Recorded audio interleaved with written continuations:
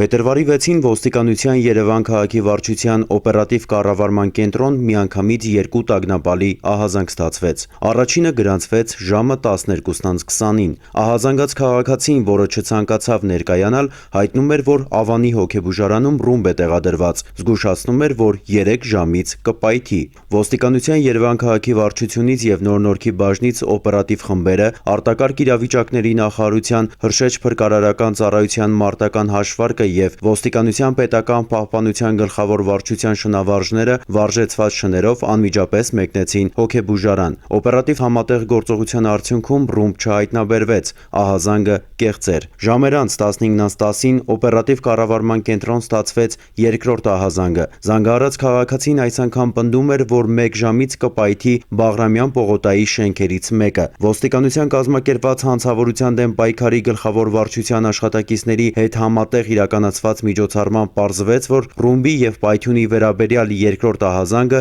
նույնպես կեղծ էր։ Համատեղ գործողություններով հնարավոր եղավ պարզել, որ ահազանգերից մեկը կատարվել էր Մաշտոցի պողոտայում գտնվող տաքսոֆոնից։ Նշենք, որ Հայաստանի Հանրապետության քրեական օրենսգրքով հստակորեն պատիժ է նախատեսվում ահաբեկչության մասին սուտ հաղորդում տալու համար։ Ոստիկանության մի շարք ստորաբաժանումների օպերատիվ խմբերը համատեղ ծավալուն միջոցառումներ ձեռնարկեցին կեղծ ահազանգերի հեղինակին կամ հեղինակներին հայտնաբերելու ուղղությամբ։ Արդյունքում հնարավոր եղավ պարզել, որ զանգերը կատարել է նույն անձը՝ երևանցի 29-ամյա Էդգար Վիրաբյանը։ Փետրվարի 7-ին ժամը 8-ի սահմաններում նա հայտնաբերվեց Անդրանիկի փողոցում և կասկածանքով բերման ենթարկվեց ոստիկանության Նոր Նորքի բաժին։ Կեղծ ահազանգերի կապակցությամբ Վիրաբյանը տվեց խոստովանական բացատրություն։ Քննությունը շարունակվում է։